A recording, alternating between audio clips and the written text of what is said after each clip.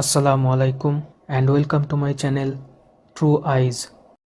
Recently podcaster Danny জোনসের শোয়ে আর একজন পপুলার পডকাস্টার বেক লাভার কিছু অত্যন্ত গুরুত্বপূর্ণ কথা বলেছেন, যেটা অনেক কিছু বিষয়ে স্পেশালি 2001 সালের 11ই সেপ্টেম্বরের ঘটনাটি বুঝতে সাহায্য করবে।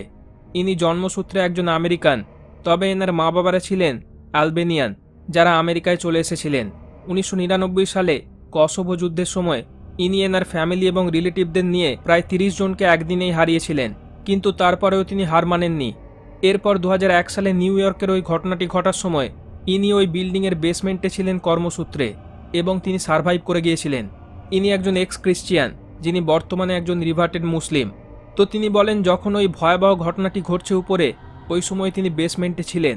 তিনি বলেন, আমার অধিকার আছে ওই লোকটির লাশ দেখার, যাকে এই ঘটনাটির জন্য মূল চক্রী হিসাবে দায়ী করা হয়।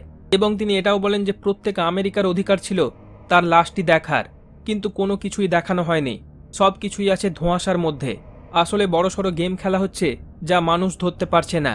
তারপর ইনি একটি অত্যন্ত গুরুত্বপূর্ণ নিউজ দেখান, যেটা দ্য গার্ডিয়ানে 2001 সালের অক্টোবরে ওই ঘটনাটি ঘটার পর পাবলিশ করা হয়েছিল।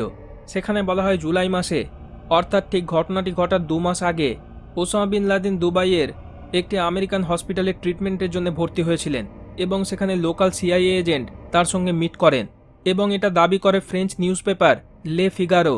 ওই সময় শুধু একজন সিআইএ এজেন্টই না, একজন সিআইএ চিফও তার সঙ্গে মিট করেছিলেন ওই হসপিটালে। ফ্রান্সের ইন্টেলিজেন্স এজেন্সি এটা প্রকাশ করে দেয়, কারণ তারা ওই সময় সিআইএর কিছু ব্যাপারে অত্যন্ত বিরক্ত হয়, ক্ষুব্ধ হয়। সিআইএ তাদের সঙ্গে কোঅপারেট করছে না, যদিও তারা একসঙ্গেই মিলেমিশে কাজ করে, কিন্তু কোনো ম্যাটারে তারা সিআইএর ব্যবহারে বিরক্ত হয়ে ওঠে। ফ্রান্সের ইন্টেলিজেন্স এজেন্সি বলে, আমেরিকান ইন্টেলিজেন্স এজেন্সি ইনফরমেশন নেয় ঠিকই, কিন্তু বিনিময়ে কিছু দিতে চায় না। এটাই হয়তো তাদের ক্ষুব্ধ করে, আর এই কারণে একটি অত্যন্ত গোপন তথ্য তারা প্রকাশ করে দেয় যে সিআইএর এজেন্টসরা ওসামার সাথে মিট করেছিল আমেরিকান একটি হসপিটালে। তারা বলে সিআইএর ভূমিকা অত্যন্ত সন্দেহজনক, অস্পষ্ট, রহস্যময়। তারা অত্যন্ত ডিটেলে ওই খবরটি দেয়। ওসামা 4ই জুলাই পাকিস্তানের কোয়েটা থেকে দুবাইয়ে পৌঁছান। তার সাথে ছিল তার পার্সোনাল ডাক্তার, নার্স এবং 4 জন বডিগার্ড। তিনি ইউরোলজি ডিপার্টমেন্টে ভর্তি হয়েছিলেন। সেখানে তার সঙ্গে মিট করতে যান তার অনেক ফ্যামিলি মেম্বার, সৌদির নাম করা অনেক পার্সোনালিটিস এবং সিআইএ চিফকে হসপিটালের লিফটে দেখা গিয়েছিল, যিনি তাকে দেখতে যাচ্ছিলেন। ওখানে সৌদি গোয়েন্দা সংস্থার প্রিন্স টার্কিয়াল ফাইজালও মিট করতে গিয়েছিলেন। তবে দুবাইয়ের ওই আমেরিকান হসপিটাল এই ব্যাপারটি ডিনাই করে যে ওসামা ওখানে একজন পেশেন্ট হিসাবে ভর্তি ছিলেন। এছাড়া ওয়াশিংটনও সেটা ডিনাই করে। এখন যদি এটা আপনি ইন্টারনেটে সার্চ করতে যান, সেখানে পরিষ্কারভাবে বলে দেওয়া হবে যে এরকম কোনো কিছু ব্যাপার না, এগুলো সব ভুয়ো। কিন্তু অ্যাকচুয়ালি এটা ঘটেছিল। কেন সেখানে আমেরিকার ইন্টেলিজেন্স এজেন্সি মিট করতে গিয়েছিল তার সাথে? আইপ্যাড গো-টুতে যা দেখানো হয়েছে সেটার সাথেই কানেকশন পাওয়া যাচ্ছে। ওসামাকে একজন সিআইএ এজেন্ট হিসাবে দেখানো হয়েছে, যেটা নিয়ে আমি অলরেডি ভিডিও দিয়েছি, অবশ্যই ভিডিওগুলো দেখে নেবেন। এছাড়া এই আর্টিকেলটিতে লেখা হয় যে গালফ কান্ট্রিগুলোর ধনী রাজকুমারদের প্রায়শই দেখা যায় কোয়েটা এবং এমিরেটসের মধ্যে যাওয়া আসা করতে। তারা ওসামার এলাকায় প্রায়ই বিলাসবহুল শিকার ভ্রমণে যায়। লেখা হয়, ওসামার শরীর অসুস্থতার বিষয়টা মাঝে মাঝেই সামনে আসে। অনেকের দাবি অনুযায়ী সে হেপাটাইটিস সি রোগে ভুগছে এবং মনে করা হচ্ছে যে সে আর 2 বছর বাঁচতে পারে। ফ্রান্সের নিউজ পেপার লে ফিগারো আরও দাবি করে যে একটি মোবাইল ডায়ালাইসিস মেশিনও আফগানিস্তানের কান্দাহারে নিয়ে যাওয়ার জন্য অর্ডার করা হয়েছিল। একদম শেষে দ্য গার্ডিয়ান লেখে, ব্যাপারটি খুবই উদ্বেগজনক। এরকম বড় সড়ো একটি লিক ফ্রেঞ্চ সিক্রেট অর্গানাইজেশন করেছে। ফ্রেঞ্চ সিক্রেট সার্ভিস থেকে কিভাবে এত ব্যাপক একটি ফাঁস হলো? এটাই বোঝায় যে ইউএস এবং তার অন্যান্য বন্ধু ওয়েস্টার্ন কান্ট্রিগুলোর ইন্টেলিজেন্স এজেন্সিদের মধ্যে কোঅর্ডিনেশন নেই, তাদের মধ্যে শত্রুতা আছে। বোঝাই যায় ব্যাপারটি সত্য। সত্য কখনো চাপা থাকে না, যে কোনোভাবে সেটা উঠে আসবেই। এখন কথা হলো, আমি বলেছিলাম 11ই সেপ্টেম্বরের ওই ঘটনাটি সামনে রেখেই অনেক কিছু ঘটানো হয়েছে। সারা পৃথিবীর মুসলিমদের উপরে দোষ চাপানোর চেষ্টা করা হয়েছে, ইসলামোফোবিয়া ছড়ানো হয়েছে। এটার উদ্দেশ্যই হলো বিশ্বকে 2টি ভাগে ভাগ করা এবং তাদের মধ্যে একটি ব্যাপক যুদ্ধ সংঘটিত করা, তৃতীয় বিশ্বযুদ্ধ। The part I love the most is like you have all these people online, like they believe in these, like the global agenda, which I do believe in, right? And they say, well, those buildings that came down on 9/11, I was in those buildings. We spoke about this. I know you've interviewed so many people, but if you go back to the previous 2 episodes, I think even the first one, I discussed how I was there that day underneath the building when it got knocked down, right? So it's not like I didn't experience this trauma. What were you doing there? I was going to school, bro. Second year, sophomore year, I'm going to Pace University. Doors open, people screaming, yelling. I'm like, what the? I didn't know what was. I didn't even know the building's on fire above us. It was crazy.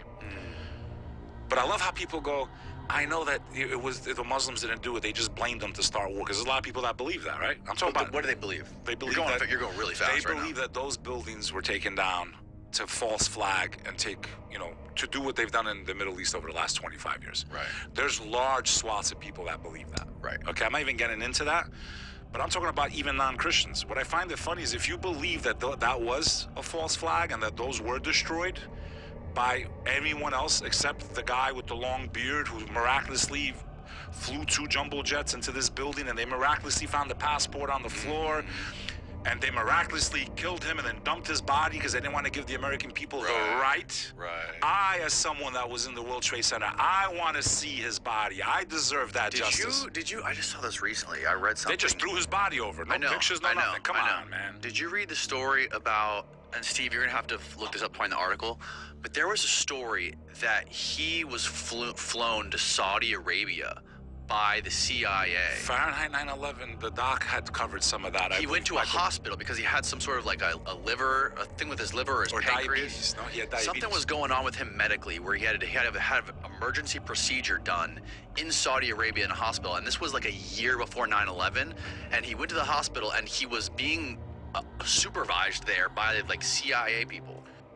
But what I'm saying is, getting back to the original point, is if you believe that was a false flag and all that, and that they weren't really responsible for it, then why do you hate Muslims so much? That group of people. I'm not saying all that believe that. Right. I find it to be a contradiction. If you feel that they use that as an excuse, then why so much animosity? Because there's a lot of people that believe that we don't know the truth about that day. And yes, we're off a tangent here, but that's what happens when we're together. All right, here's the article that I was alluding to with Bin Laden. CIA agent alleged to have met Bin Laden in July. French report claims terrorist leader stayed in Dubai hospital. 2 months before September 11th, Osama Bin Laden flew to Dubai for 10 days for treatment at an American hospital where he was visited by a local CIA agent, according to a French newspaper, Le Figaro. The disclosures are known to come from French intelligence, which is keen to reveal the ambitious role of CIA and to restrain Washington from extending the war to Iraq and elsewhere. Bin Laden is reported to have arrived in Dubai on July 4th from Quetta in Pakistan with his own personal doctor, nurse, and 4 bodyguards to be treated in the urology department. While there, he was visited by several members of his family and Saudi personalities and CIA. The CIA chief was seen in the lift on his way to see Bin Laden, and later, it is alleged, boasted to friends about his contact. He was recalled to Washington soon afterwards. How was he in an American hospital 2 months before 9/11 with the CIA people there?